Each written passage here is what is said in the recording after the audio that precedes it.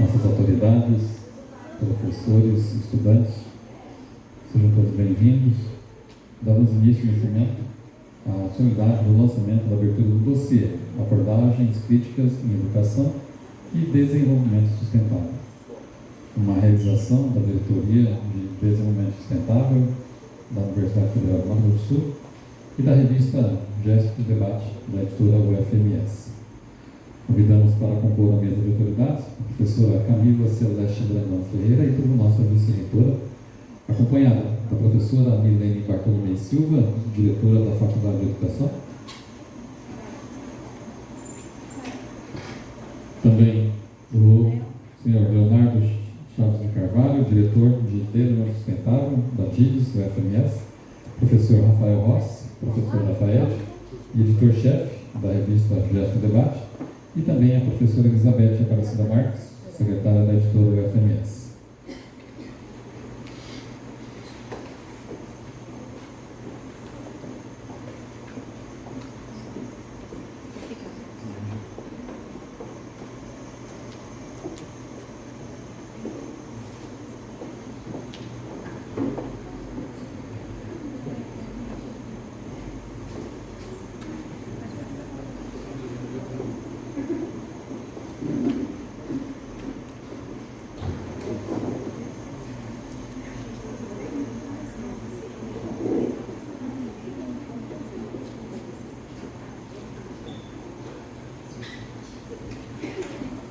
Queremos, mais uma vez, agradecer a presença de todos os nossos estudantes, professores técnicos administrativos da UFMS.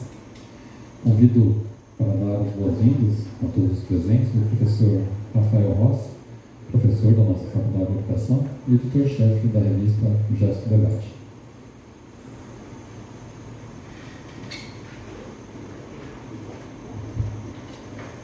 Boa noite. Boa noite. Em primeiro lugar, dizer que é uma satisfação e com certeza um marco histórico na nossa revista, a Gesto Debate. Vou comentar vários aspectos e vários desafios que nós temos no vínculo entre ciência aberta e desenvolvimento sustentável. Mas em primeiro lugar, em primeiríssimo lugar, agradecer demais o apoio que eu tive de algumas pessoas que realmente talvez tenham me apoiado muito mais do que eu mereço. Então eu estou falando aqui do professor Leonardo, da Diretoria de Desenvolvimento Sustentável, um grande parceiro. Passei a ter um vínculo com ele mais recente, discutindo e aprendendo muito. A professora Elizabeth, eu já conheço também há algum tempo e sempre me deu um apoio muito grande lá na editora. Eu sempre tenho muitas dúvidas e pergunto mesmo, e eles sempre muito solícitos. A professora Elizabeth, a Daia, a professora Camila também, que eu, de verdade, para mim é uma honra estar aqui com essa mesa inteira. Eu sei que eles têm uma agenda mais do que lotada, está tendo, inclusive, a Semana do Desenvolvimento Profissional, então tem outras atividades concomitantes a essa, então, para mim é uma honra. E também a professora Milene, que acabou de chegar de uma batalha e que saímos vitoriosos, né, Milene? Foi muito importante. Além do apoio do meu grupo de estudos, que eu lidero, meus orientandos, então aqui também me deixam muito contente. Os meus alunos, minhas alunas, estão aqui também prestigiando. Espero que a gente possa ter uma noite em que eu possa divulgar introdutoriamente, porque também me considero um aprendiz no caminho da ciência aberta, mas que é um movimento, eu espero deixar claro, através da apresentação de hoje, que é um movimento global. Ou nós caminhamos no sentido de entender essa problemática da ciência aberta no seu vínculo com a divulgação acadêmica e científica, ou então nós seremos engolidos. Eu estou convencido disso. E é sobre isso que eu pretendo abordar hoje. Então, mais uma vez, muito obrigado.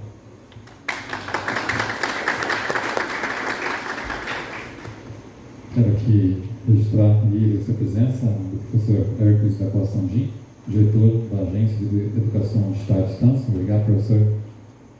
Obrigado por ceder o espaço também para a realização desse evento. Convido neste momento Para também fazer uso da palavra, a professora Elizabeth Aparecida Marques, secretária da editora UFMS.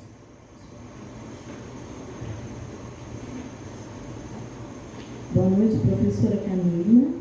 Em nome de quem eu cumprimento os demais membros da mesa, professora Milene, professor Rafael, professor Leonardo, da Diretoria de Desenvolvimento Sustentável, e também a todos que estão aqui presentes, doutorandos, mestrandos, alunos da graduação em pedagogia e também, com certeza, de outros cursos, né, que porventura estejam aqui. E eu quero, assim, iniciar parabenizando o professor Rafael pela iniciativa de propor um dossiê, que a meu ver é um dossiê muito importante, porque vemos o título: Abordagens Críticas, Educação, Desenvolvimento Sustentável. E nós temos mantido o diálogo, como ele bem comentou agora há pouco, e ele sempre com a preocupação de popularizar a ciência, de desenvolver dentro da UFMS a ciência aberta. Eu fico tentando entender como que funciona, e ele tem, com muita paciência, me explicado, e esse diálogo tem se mantido ao longo de muito tempo. Então, parabéns, professor Rafael. Com certeza, esse dossiê vai ser um sucesso, e nós, lá na editora, procuramos dar apoio a todos os periódicos da UFMS. Temos publicado editais desde 2001 de apoio aos periódicos científicos da instituição, para que eles tenham DOI, para que sejam indexados.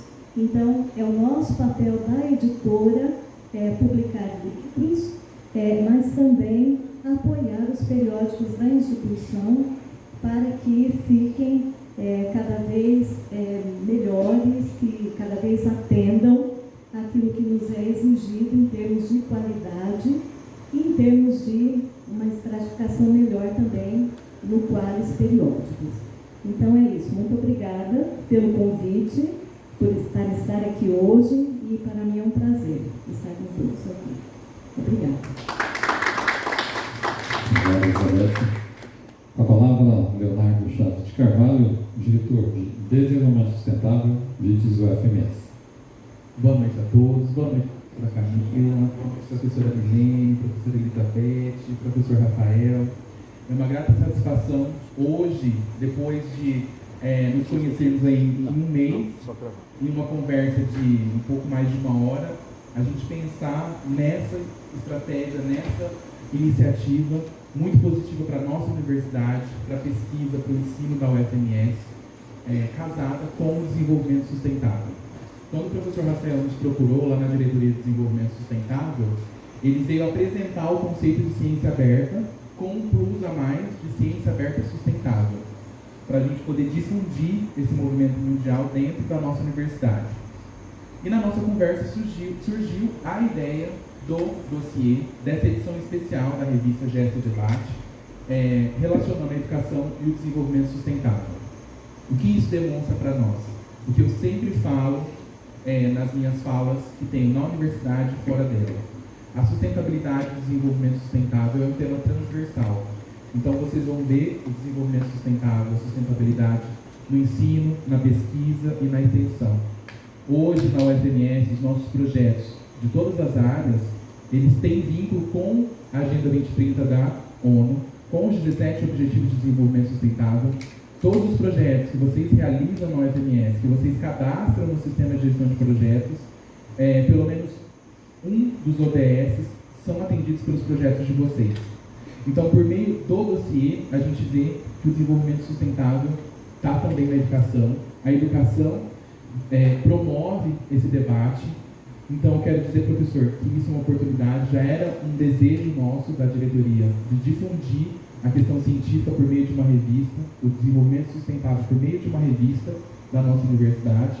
O senhor trouxe a ideia e aí ampliamos a sua ideia, criamos aqui esse evento, criamos o dossiê Então hoje é com muita satisfação, com muita alegria que a gente está aqui para lançar esse dossiê.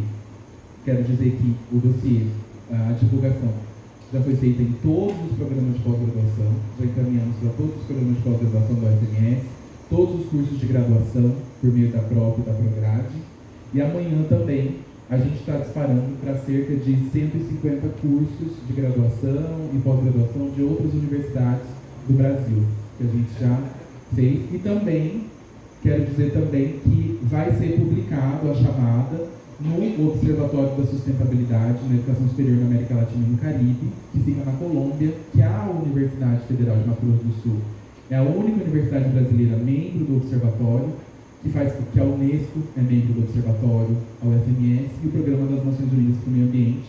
Quem representa esse observatório aqui na UFMS é a professora Rosa Maria, lá da Escola de Administração e Negócios.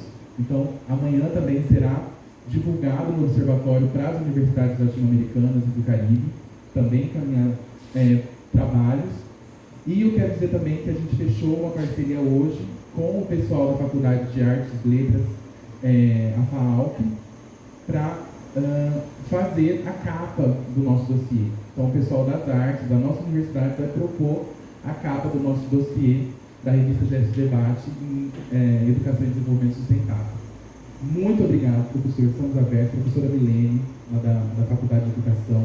Todos vocês, a Diretoria de Desenvolvimento Sustentável, está aberta para abraçar projetos, para pensar projetos e para desenvolver projetos de desenvolvimento sustentável da nossa universidade, que hoje é a 5ª Universidade Sustentável do Brasil e do mundo. A posição 139 é da UFMS.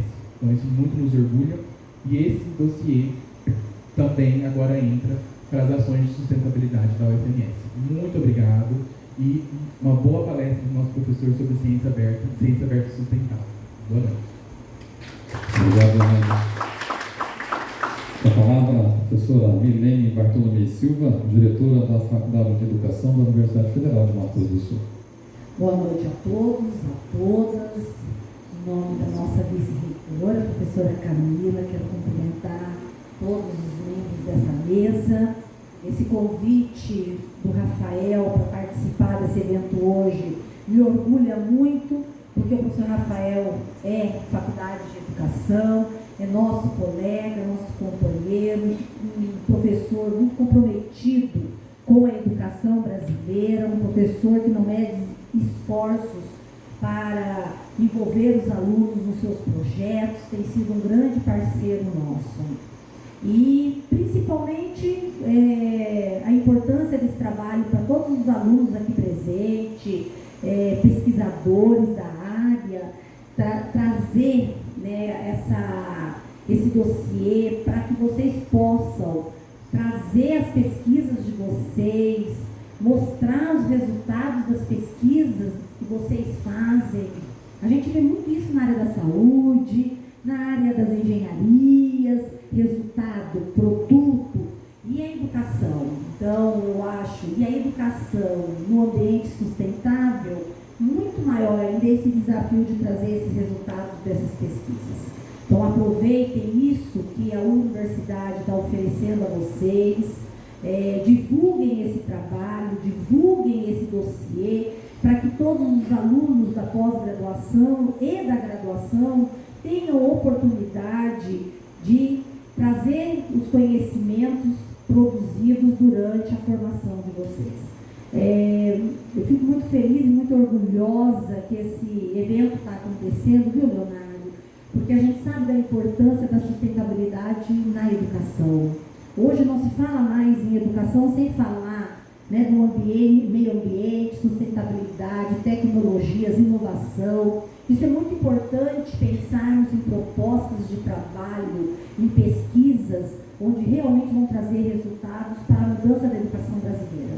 Nós precisamos mostrar o quanto a educação necessita de pesquisas nessa área, tá bom? Então eu desejo para vocês um excelente evento, eu desejo que vocês escrevam rápido, né, que tragam os resultados das pesquisas de vocês o mais rápido possível, há tempo, né? Tá aí, nós temos aí até o dia 30 de junho, e que realmente a gente tenha um grande sucesso junto à editora, junto né, a direção do Leonardo, da equipe dele, e que o professor Rafael, então, possa mostrar esse grande trabalho que ele tem desenvolvido dentro da Faculdade de Educação. Parabéns, Rafael, pela iniciativa, parabéns, você é corajoso, e isso é muito importante, precisamos de pessoas corajosas.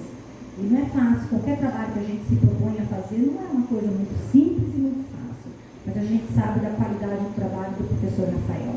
Então, mais uma vez, parabéns a você e a toda a sua equipe, tá bom? Bom trabalho. Obrigado, professora Milene, diretora da Rafael. E anunciamos o pronunciamento da professora Camila Celeste Brandão Ferreira e como nossa vice-reitora. Obrigada, Andréa. Obrigada, Andréa. Boa noite, boa noite. É um prazer estarmos juntos. Dizer que, ouvindo aqui, todos que me antecederam falaram brevemente, mas está passando um filme na cabeça, porque a gente vai lembrando os processos para a gente chegar até aqui. Primeiro eu quero agradecer ao professor Rafael, porque eu falo que a universidade ela vive de bons projetos, de boas ideias e de sonhos. Então, você apresentar isso, né, e ouvir, né, do professor Rafael, que apresentou para a diretoria de sustentabilidade uma proposta da Faculdade de Educação e foi super bem acolhido pela editora, por meio da professora Elizabeth e pela diretoria de sustentabilidade da universidade, isso faz com que a gente fique muito contente, e essa é a nossa missão. Então, primeiro, parabenizar, muito obrigada a você, a querida Milene, né, à Faculdade de Educação, aos alunos, alunas que estão hoje aqui. Estou vendo colegas, professores aqui, o professor Rodrigo está ali, a professora Rosa, o professor Hércules. Eu acho que é um grande passo para nós. A missão da nossa universidade, vocês conhecem qual é? A missão? Alguém conhece?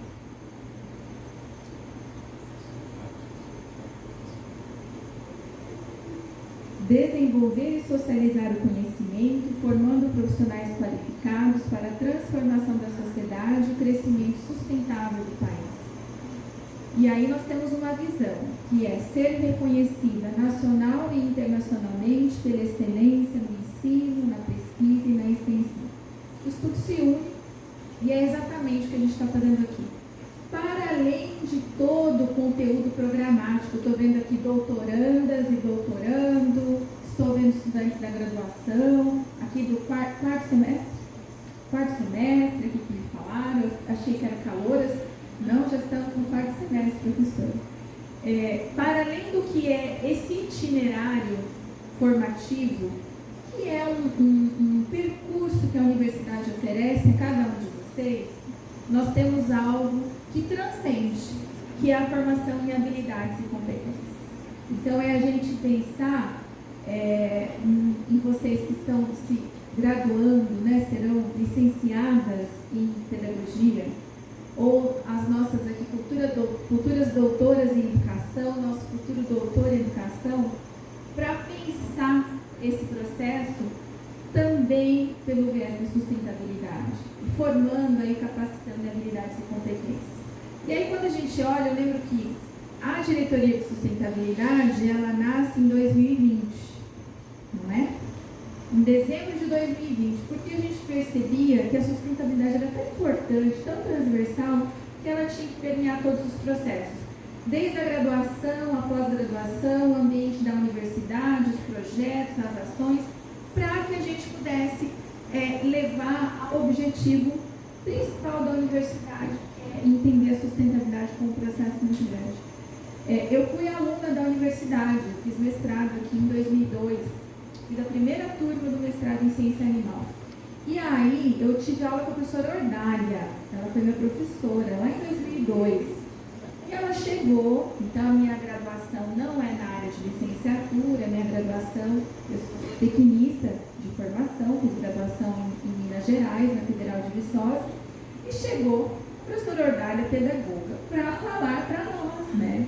E eu olhava aquilo, e algo ficou muito claro para mim, eu lembro das aulas dela, falando da literatura cinzenta, e falando da ciência aberta, né, um pouco. Da literatura cinzenta, e como que essa literatura chegava, qual que era a nossa produção, porque a gente não sabia escrever realmente, né? Quando a gente pega o texto nosso, a gente vê que a gente pode melhorar e aprendemos bastante. E eu lembro que naquela época gravava um disquete, não é? E entregava na biblioteca e tinha que imprimir. Aí a biblioteca um dia falou, não cabe mais, né? Porque era num local pequeno, até que veio esse novo prédio, e falou, nós não vamos mais receber. Aí a literatura que era cinzenta, realmente, ela ficou esquecida. E hoje a gente tem esse grande desafio que é a publicação de papers no mercado, que a gente tem falado, né, predatório muitas vezes, que a gente não consegue disseminar. E aí passa o tempo, eu fiz meu doutorado, me tornei professora e depois estou na gestão da universidade. A gente vem preparar esse BPC, vem o pessoal do IBICT para conversar sobre ciência aberta, para conversar sobre como trazer. Quem que eu lembrei? Eu lembrei da disciplina da professora Ordália, falando comigo, com meus colegas. E aí, a gente ainda continuava guardando os TCCs de uma maneira, e aí veio, como que nós vamos transformar isso? Porque assim, eu tenho que fazer uma declaração dizendo que eu digo que pode entrar, não era algo automatizado, a gente não chegava. Hoje, vocês todos que estão na pós-graduação e da graduação, tanto no CISCAD, no CIGPOS, quando a gente termina, tem o TCC ou o trabalho final de conclusão de curso, a gente coloca automaticamente, dá um aceite, o orientador aprova e automaticamente vai para o repositório institucional da universidade, transformando essa literatura cinzenta, que a professora me explicou, em um material aberto e a ciência sendo disponibilizada e qualquer cidadão tendo acesso a tudo que foi produzido na universidade. Isso parece pequeno, demorou anos para que a GETIC, né, fizesse um projeto, muda o sistema, mas avançamos. E aí é tão bacana a gente pensar em todas as áreas da produção, a gente poder pensar no sentido da sustentabilidade. Então, o que isso tem a ver? Tudo, porque quando a gente trabalha uma chamada dessa, quando a gente deixa periódicos abertos, quando a gente fortalece o repositório institucional, nós estamos contribuindo para que rapidamente isso chegue. O conhecimento que está aqui dentro da universidade transborde fora os nossos muros, para outros municípios, para outros estados. Estou vendo o nosso querido aqui para outros países, para o mundo todo, não é? Nosso aluno de Moçambique. Então, acho que esse é o grande desafio da ciência, essa é a grande pegada, e eu me sinto muito feliz de a gente estar neste momento, nesse processo, em que o Léo falou muito, Léo, né, o nosso diretor Leonardo, é o jeito que a gente, o querido Léo, a diretoria é muito grande, viu, dele. Tem 3 pessoas, ele e mais 2 pessoas que trabalham, e consegue fazer esse trabalho articulado, transversal. Porque se entendia a sustentabilidade na universidade como algo legal. Por lei, nós temos que ter toda a parte ambiental e ainda tem que ter um PLS, Plano de Logística Sustentável, que de vez em quando alguém vem ver cara e crachá se a gente faz.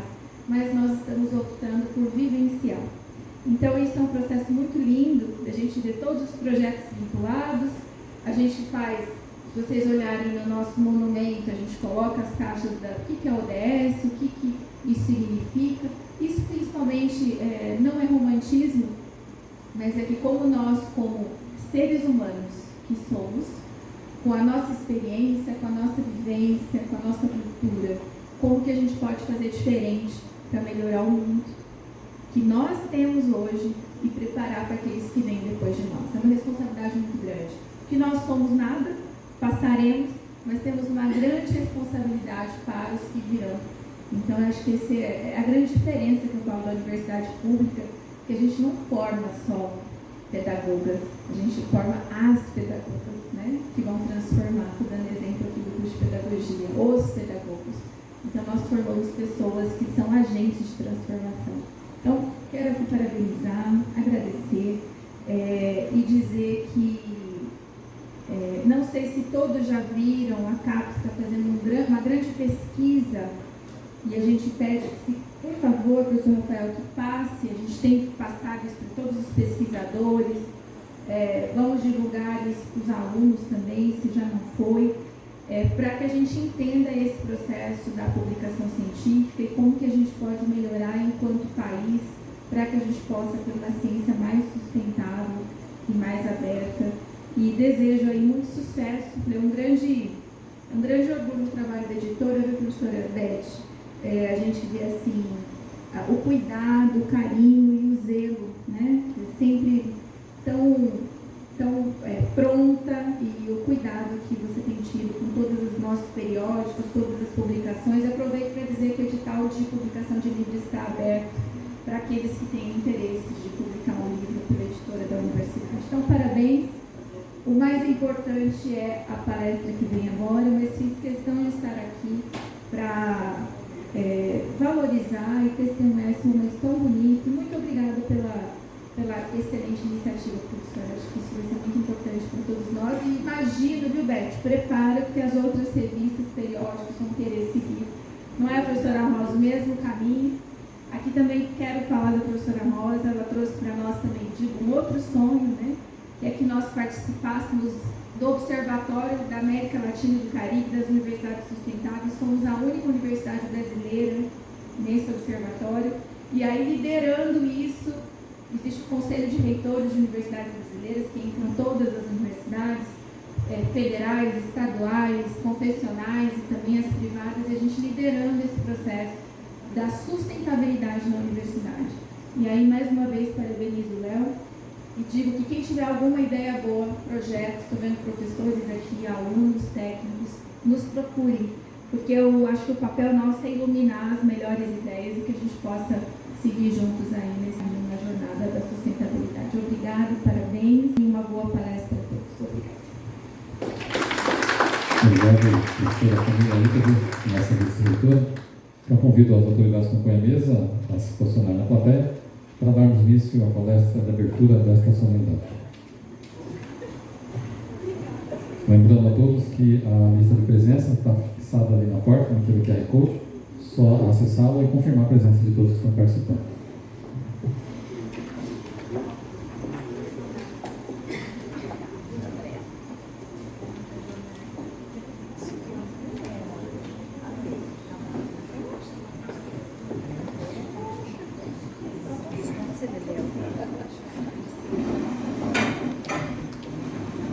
O tema da nossa palestra é Ciência Aberta Sustentável.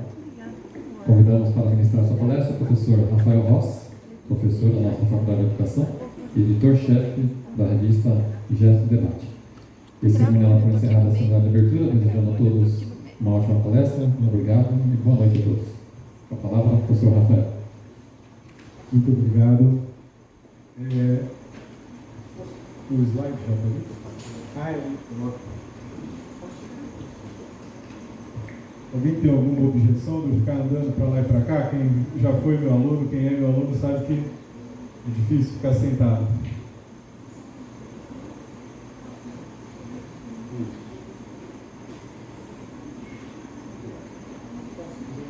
Obrigado.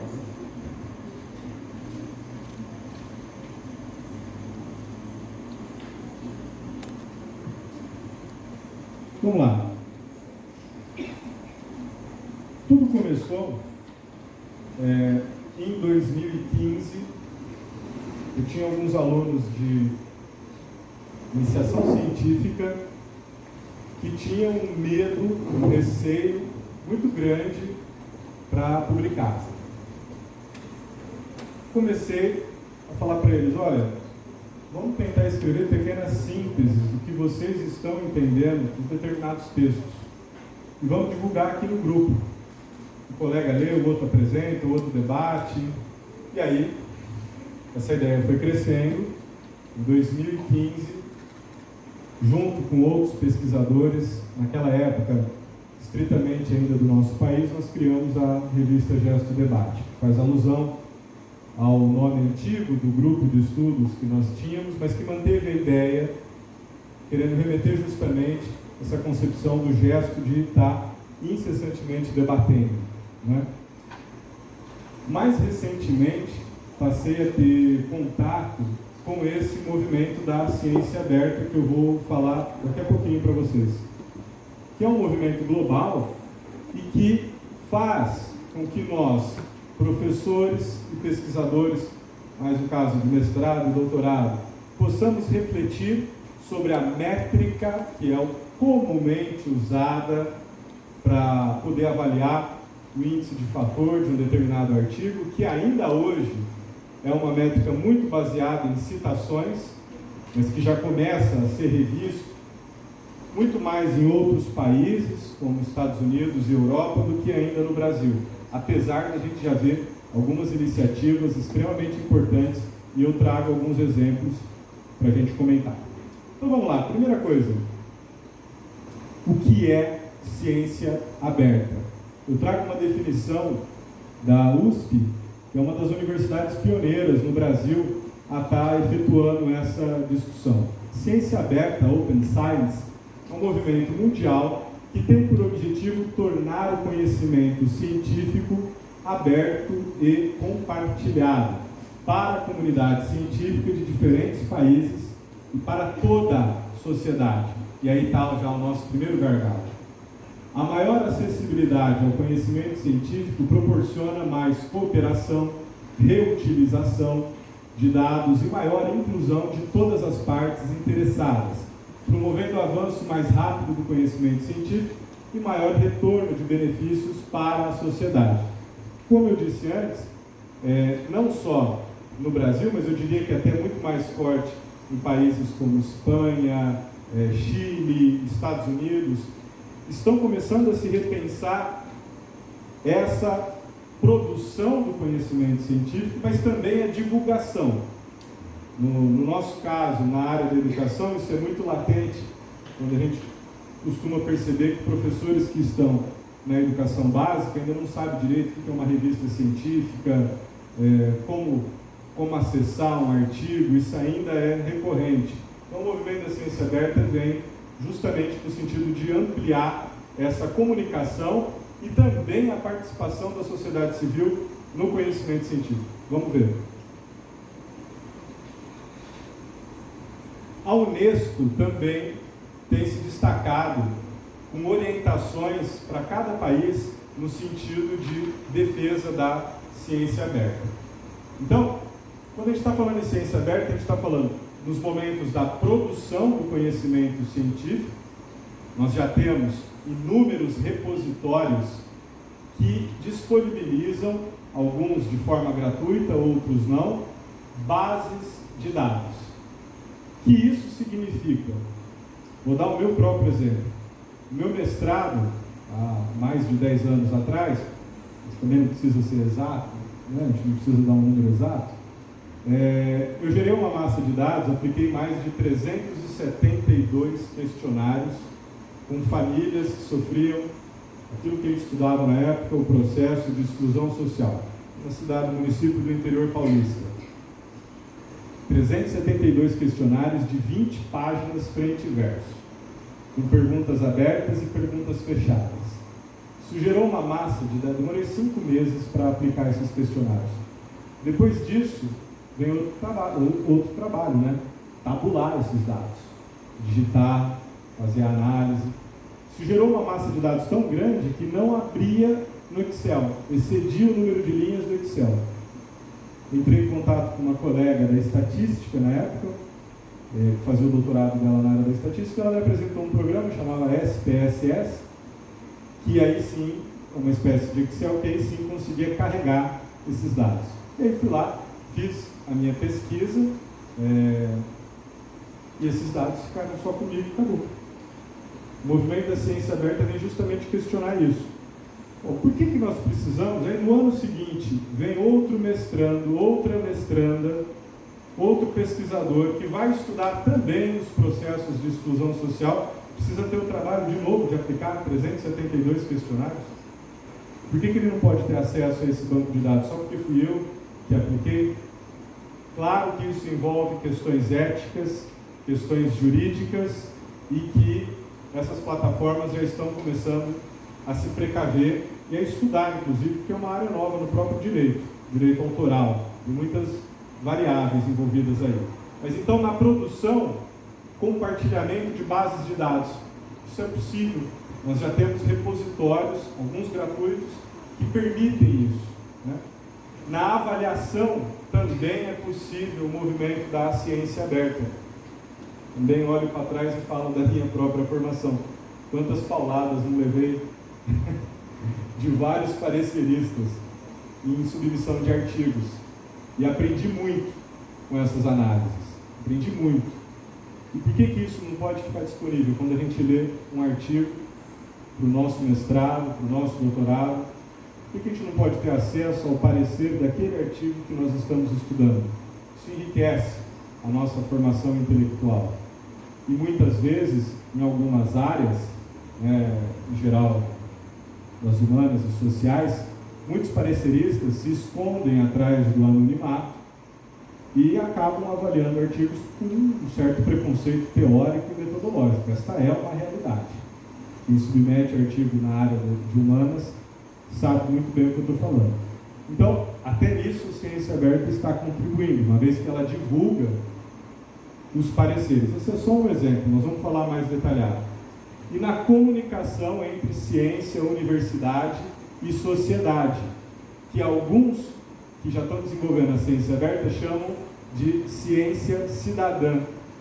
Como incorporar as demandas da sociedade, mas não apenas do ponto de vista de considerá-las enquanto objeto de pesquisa, mas como participantes também do processo de pesquisa que se está efetuando. E isso pode ser feito em qualquer área. Então, a Unesco vai colocar o movimento da ciência aberta, Open Science, visa tornar a pesquisa e os dados científicos acessíveis a todos. Esse movimento inclui práticas como publicação aberta de pesquisas científicas, campanhas para o acesso aberto e, em geral, a facilitação da publicação e da comunicação do conhecimento científico. Além disso, inclui outras formas de pesquisa, incluindo a ciência de notebooks abertos, Open Notebook Science, a ciência cidadã, Citizen Science, e aspectos de softwares de código aberto, Open Source Software. Como é o caso, se vocês repararem, acredito que todas as revistas da UFMS já estão nesse parâmetro mais ou menos parecido, não é? Esse sistema se chama OJS. Esse sistema OJS, que você faz o seu cadastro, você pode se cadastrar como leitor. Isso é muito importante para quem está na graduação. Entre nas revistas das áreas de vocês da educação, se tiver alguém aqui de outro curso, você realiza um cadastro gratuito, preenche com os seus dados, coloca a disponibilidade, quero receber notícias, e assim que é publicado um novo número, um novo artigo, vocês recebem essa comunicação gratuitamente no e-mail de vocês. Então, essa também já demonstra um incentivo para com a ciência aberta, esse tipo de prática, que ajuda a popularizar, né? Mas tem outros também. A OJS pertence a um projeto de pesquisadores norte-americanos e ingleses que se chama PKIP, que o código desse OJS é gratuito. Então, o próprio sistema em que a maior parte das revistas científicas se encontram hoje, nasceu de um movimento de Open Source Software, código aberto. Então, como que a ciência aberta está presente em tudo, né? E projetos de pesquisa com financiamento coletivo, crowdfunding, que aí nós vamos ver também como que isso ocorre. Bom, de acordo ainda com a própria Unesco, quais são as vantagens de se trabalhar com a ciência aberta? Que é algo que não está restrito apenas para editoração de periódicos científicos. Estou convencido que ciência aberta, nós poderíamos ter uma frente para discutir ciência aberta na graduação, uma outra frente para discutir na pós-graduação, uma outra frente para discutir em periódicos científicos. É possível trabalhar em várias frentes com a ciência aberta. Então, maior disponibilidade e acessibilidade dos resultados de pesquisas científicas financiadas publicamente, possibilidade de rigorosos processos de revisão por pares, mais reprodutibilidade e transparência dos trabalhos científicos, sim, uma vez que os dados ficam disponíveis publicamente, e o maior impacto da pesquisa científica. Como eu disse, Hoje, a maior parte se concentra em número de citações. Então, o pesquisador ele é considerado importante na sua área quanto mais artigos ele tem publicado, mais artigos publicados em língua estrangeira e mais artigos estão sendo citados. Mas, e se, por exemplo, um pesquisador de uma determinada área publica um resultado da sua pesquisa e isso não gera uma citação, mas gera um impacto no trabalho de um profissional, seja ele da educação básica ou de outras áreas, né? E esse profissional ajudou a esclarecer algo na prática sua do trabalho cotidiano.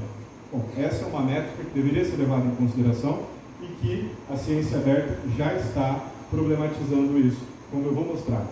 Agora, alguns exemplos. Eu trouxe aqui a ponta do iceberg para mostrar para vocês, mas tem, se vocês colocarem os links que eu vou disponibilizar, vocês vão achar um universo de materiais de publicação e de vídeos, inclusive, até para ser coerente com a ciência aberta, a partir de amanhã, esses slides estarão disponíveis na aba Ciência Aberta da revista Gesto Debate. Então, quem quiser ter acesso aos links, aos materiais, às fontes do que eu estou citando aqui, vai estar lá disponível em formato PDF. Plataforma Civis, uma plataforma de ciência cidadã, foi desenvolvida esse ano pela IBICT. Olha só, a plataforma Civis é uma plataforma brasileira de ciência cidadã, desenvolvida pelo IBICT em código aberto, a partir daquela perspectiva de código aberto de programas. O objetivo é oferecer infraestrutura e conteúdos que contribuam para ampliar o entendimento sobre ciência cidadã. Toda vez que aparecer ciência cidadã, está se dando foco dentro da ciência aberta para a comunicação, universidade, pesquisadores e sociedade civil. Disseminar o seu uso e dar suporte ao desenvolvimento de iniciativas e à aplicação de metodologias nesse campo. A Civis está aberta para que qualquer pessoa possa cadastrar iniciativas, recursos e outros conteúdos de ciência cidadã. Se vocês acessarem o site da Civis, vocês vão ter acesso a plataformas de banco de dados da área da biodiversidade, inclusive, mais de milhares de fotos, milhares de registros, milhares de dados na área da botânica, por exemplo, né? Se você quiser, como desenvolver uma metodologia na minha pesquisa que ajude a ter maior interação com a sociedade civil, dentro da plataforma Civis também tem um banco de dados disponível para isso. Então esse é um exemplo super recente que foi lançado agora em abril de 2023. Esse talvez seja o nosso exemplo mais antigo no âmbito da ciência aberta, uma plataforma da USP, em que, como eles organizaram essa plataforma? Você tem uma primeira aba, que a USP coloca a declaração dela de apoio à ciência aberta e divulgando eventos da própria universidade a respeito dessa temática.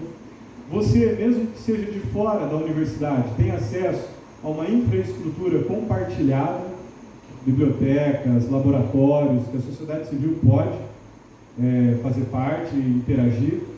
Tem um outro campo que se chama integridade na pesquisa, incentivando a compartilhar os dados, colocando o termo de ética e dando exemplo de boas práticas e reprodutibilidade. Há ainda um ícone, dados e códigos, em que eles vão colocar o plano de gestão de dados científicos e o repositório, todos os repositórios que existem na USP. Ciência e sociedade, eles vão divulgar redes sociais, programas para a terceira idade, programas para crianças, jovens, etc., e os seus canais oficiais.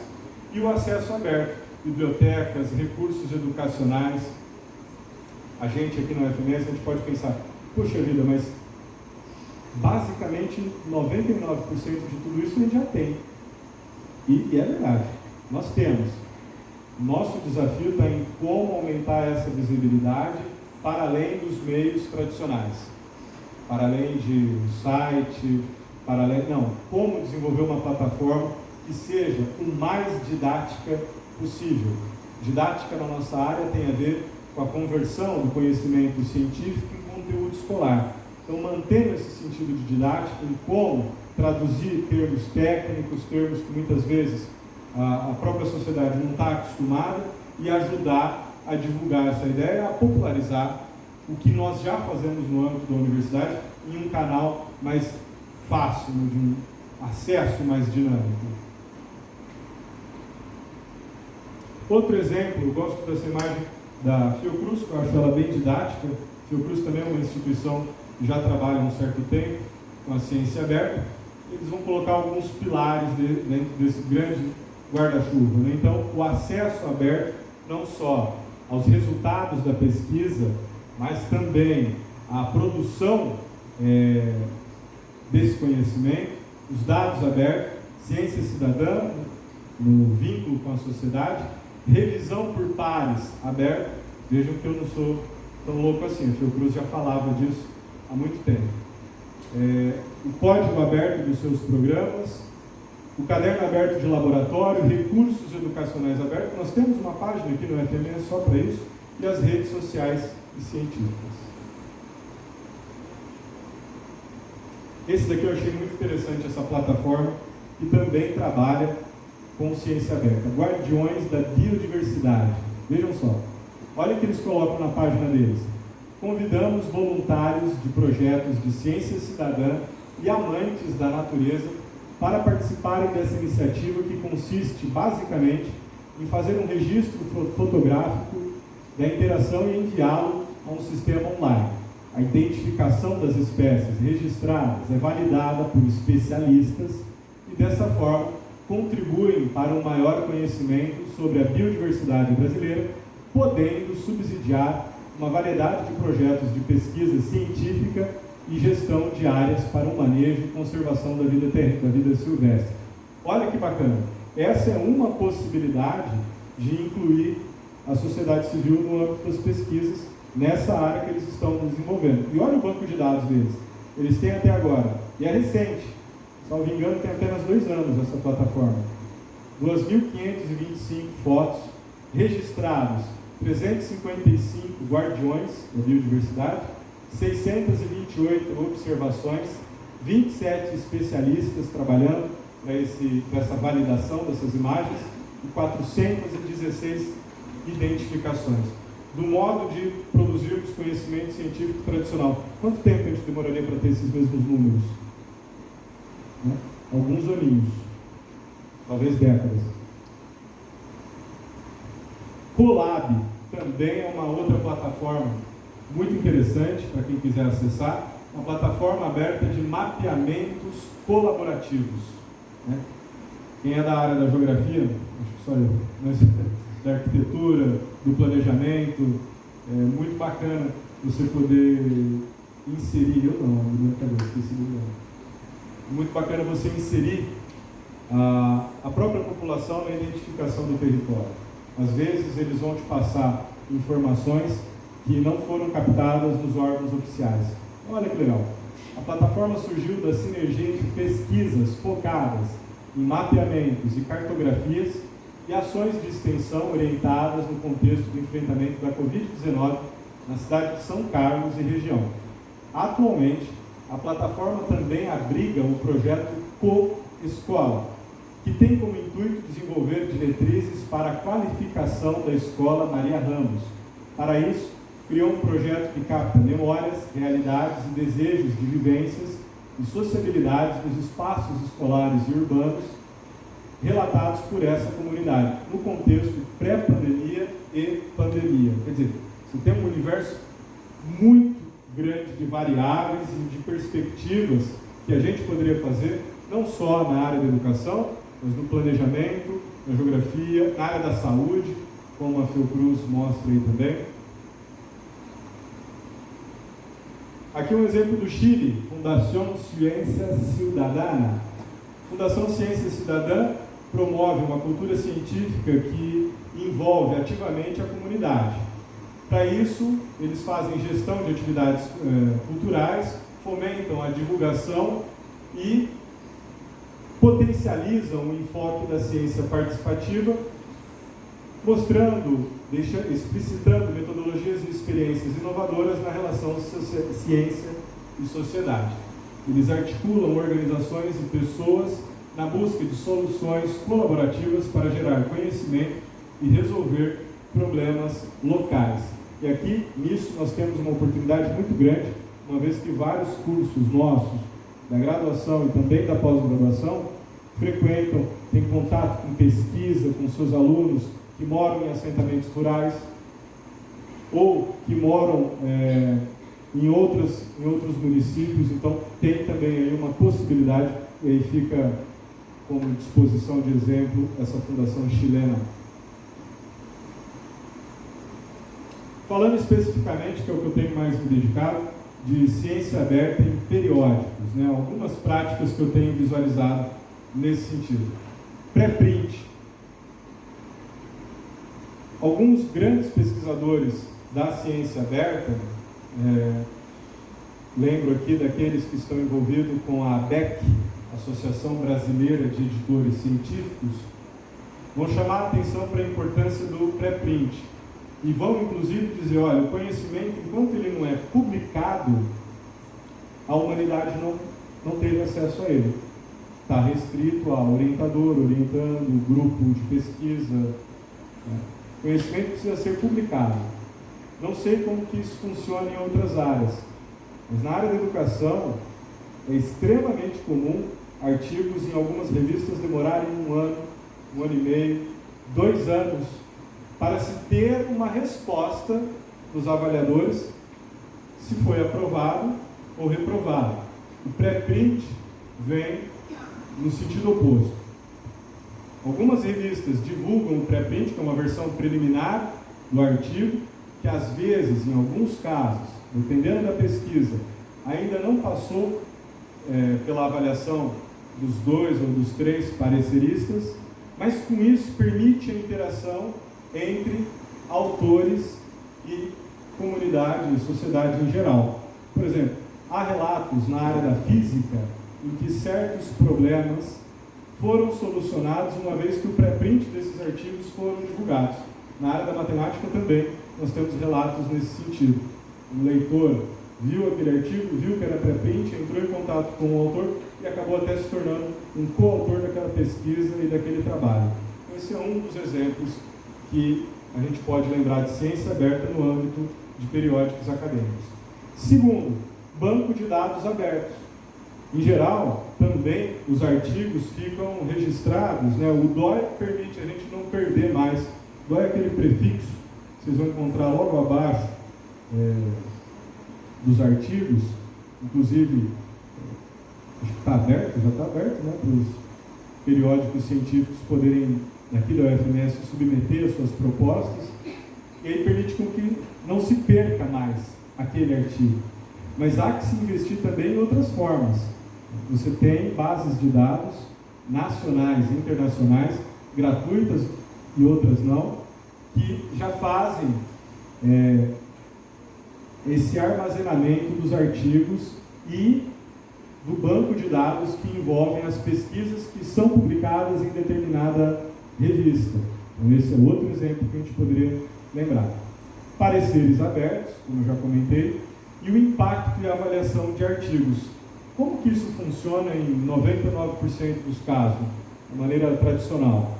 Nós realizamos a leitura e o estudo de um determinado artigo, nós temos que torcer para o e-mail dos autores estar disponível no artigo, algumas revistas não disponibilizam essa informação, temos que torcer que esteja preenchido corretamente, e aí torcer para que o autor daquele artigo, o autor ou autora, leia o nosso comentário, a nossa dúvida, né? Eu mesmo fiz isso diversas vezes, e alguns, as principais referências no meu trabalho, na minha pesquisa hoje, se tornaram grandes colegas, de parceiros de pesquisa, a partir desta interação inicial. Mas as revistas já estão começando a se preocupar em como aumentar essa interação sociedade e autores para além apenas do e-mail. Não tem uma receita pronta, uma fórmula mágica. São problemas para nós pensarmos e poder solucionar. E é uma área muito fecunda. A Associação Brasileira de Editores Científicos anualmente tem registrado uma premiação que envolve até um certo valor em recurso para editores de revistas que trabalhem com essa temática e que tenham ideias inovadoras.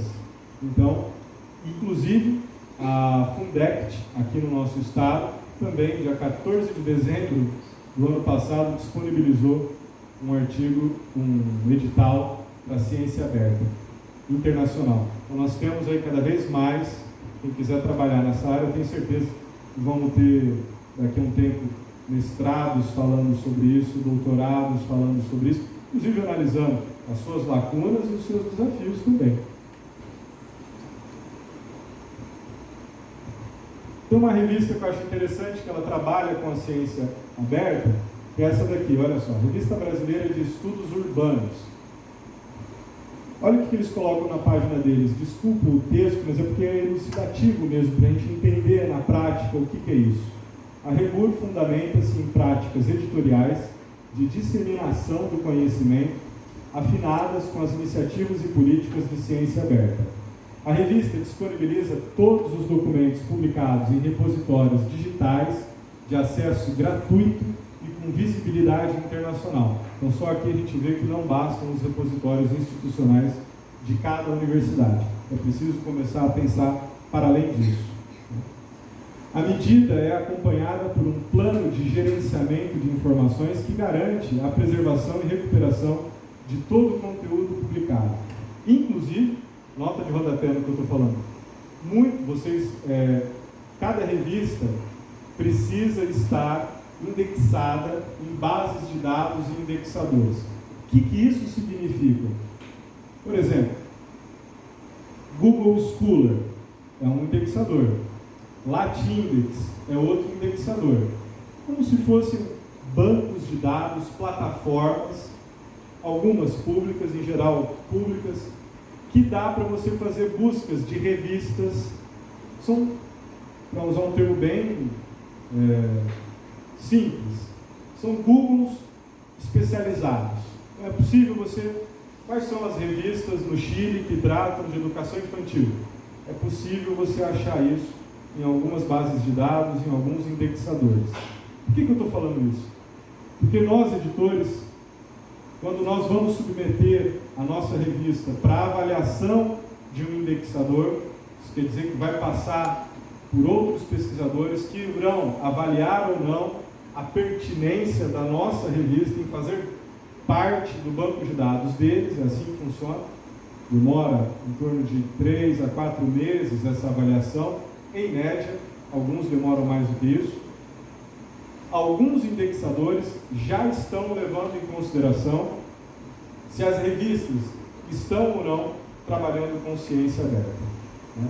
Por exemplo, um dos indexadores que a gente tem de grande impacto e conhecimento geral é a Scopus, pertencente à multinacional Clarivate, e a Web of Science, pertencente à multinacional editorial do JCS, se não me engano. Vamos lá. Além da publicação de resultados de pesquisa por meio da política de dados abertos, a REBUR, quer dizer que os bancos de dados já estão abertos, a REBUR incentiva e disponibiliza espaço para divulgação em anexos dos dados originados nas investigações realizadas. A iniciativa visa estimular a colaboração entre pesquisadores e o compartilhamento e reutilização dos dados originais. A definição do material que comporá aos anexos será feita pelo autor em combinação com os editores, considerando os limites técnicos da publicação e respeitando os aspectos éticos de privacidade, de segurança e de propriedade intelectual dos dados que se tornarão acessíveis. Portanto, ninguém está falando aqui que é uma festa do vai quem quer. Nós estamos falando em um movimento novo, do ponto de vista da sua divulgação mais recente. Alguns pesquisadores consideram ciência aberta quando surgiu a própria iniciativa do pré-print em meados de 1960 e 70. Mas é claro que esse movimento torna-se de fato global, pelo menos nesse primeiro quartel dos anos 2000. Agora, não estamos falando em disponibilizar tudo, ferindo princípios de ética, por exemplo, ferindo direitos de propriedade intelectual. Esse é o nosso desafio. Como que nós temos trabalhado ciência aberta na Gesto Debate? Em primeiro lugar, a partir do ano passado, 2021, nós adotamos o fluxo contínuo. O que isso significa? Significa que nós não precisamos esperar a edição de julho, se for uma revista semestral, ou a edição de dezembro, para publicar todos os artigos. Não. Os artigos são enviados, são submetidos pelos autores, nós encaminhamos para 2 pareceristas. Caso um parecerista aprove e o outro reprove, nós enviamos a um terceiro para que seja feita a análise, e aí, assim que ele for aprovado, nós damos o processo de editoração, diagramação e publicação. Nós fomos contemplados a partir do ano passado também no edital que abriu da editora aqui do UFMS, com o DOI. Todos os nossos artigos agora já têm o DOI. Algo que eu tenho aumentado mais ainda a minha fama de chato, mas é importante: rápida avaliação e devolução para autores. Em média, 2 meses. Em média. E por que isso é ser chato? Porque eu costumo fazer isso mesmo enquanto editor. Eu disponibilizo para os pareceristas. Caso demore, eu coloco lá, enviar lembrete, uma opção automática que tem no sistema.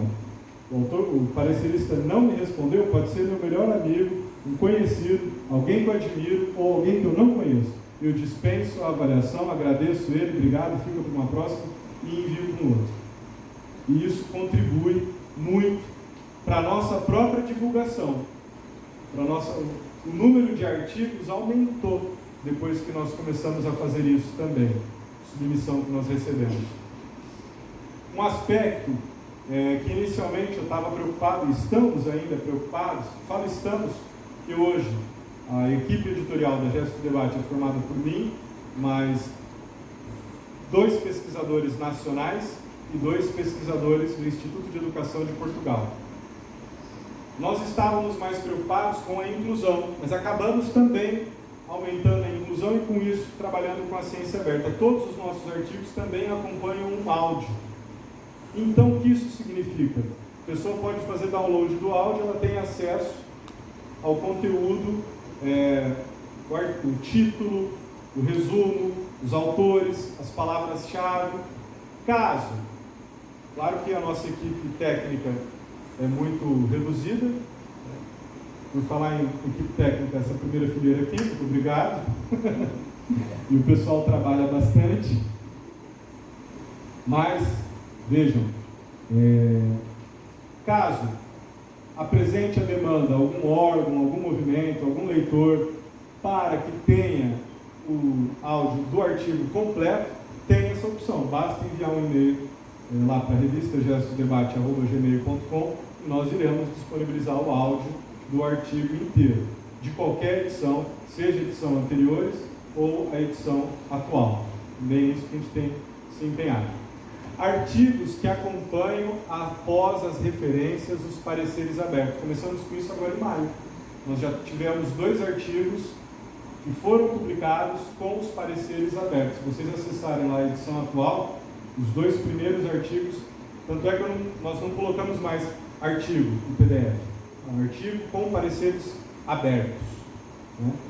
Ao final do artigo, depois das referências, vocês vão poder ver as análises que foram realizadas. E com isso, nós podemos até fazer as nossas próprias análises, os nossos próprios estudos. Eu tenho certeza que alguns vão ler e concordar com os pareceristas e outros não. E esse é o momento do debate mesmo. Claro, o que nós avisamos aos pareceristas, eu tenho isso registrado por escrito, o parecer será publicado na íntegra. Não mudamos uma vírgula do que os pareceristas nos colocam. O seu nome ou não fica uma decisão individual do parecerista. Tanto é que tem um artigo que um parecerista optou por divulgar a sua análise, porém não o seu nome. Tudo bem, sem problema algum. Partimos do princípio também de que ciência aberta não é algo que deve ser imposto. Né? O envio de artigos em formato de áudio para leitores, já coloquei mediante a demanda, e as redes sociais. Né? Inclusive, nosso Instagram, @revista Gesto Debate. Então, toda vez que há a publicação de um artigo, há também a sua divulgação no Instagram, com o link para ter acesso ao artigo. Muito bem, muito bem. Em conversa com o professor Leonardo, nós pensamos em aumentar a articulação entre ciência aberta e desenvolvimento sustentável, que é algo que eu, sinceramente, professor Leonardo, bem que eu me considero um aprendiz ainda na ciência aberta, eu não achei essa articulação nem na USP, nem na Unicamp, nem fora do nosso país. Então, a gente parte do princípio de que se a gente for trabalhar uma perspectiva crítica com esse tema, o primeiro lugar que a gente tem que levar em consideração é que tanto a ciência quanto o desenvolvimento sustentável, ele implica um caráter multidimensional. Ou seja, inegavelmente, quando a gente está falando de ciência, a gente também está falando de educação, de arte, política, tecnologia, etc. Talvez esse próximo ponto seja a essência do que eu costumo entender por crítica, né? A crítica, nessa perspectiva, é justamente pensar o que tem de avanço, mas também o que tem de lacuna. Quais são os nossos desafios? Crítica não no sentido senso comum, falar mal, ver só aquilo. Não. Crítica é fazer o exame racional daquilo que deu certo, daquilo que não está dando certo, daquilo que pode melhorar. E com certeza, ciência aberta e desenvolvimento sustentável também vão envolver todas as escalas, desde a escala do nosso próprio corpo, passando pela escala dos bairros, municípios, estados, países e etc. Todas as escalas de atuação, elas podem ser trabalhadas no vínculo entre ciência aberta e desenvolvimento sustentável. Como eu disse, raras universidades pensam o vínculo entre ciência aberta e desenvolvimento sustentável. Inclusive, informação de primeira mão para todos vocês é que, a partir de agora, desde maio, desenvolvimento sustentável não vai ser uma temática apenas restrita a este dossiê, cujo período de submissão começa hoje, de 8 de maio, e se encerra em 30 de junho. Se vocês perceberem, depois eu volto naquela imagem, o prazo já está rapidíssimo, né? Eu já estou assinando um cheque em branco aqui, né? Eu espero contar com a ajuda valiosa dos meus pareceristas, dos pesquisadores.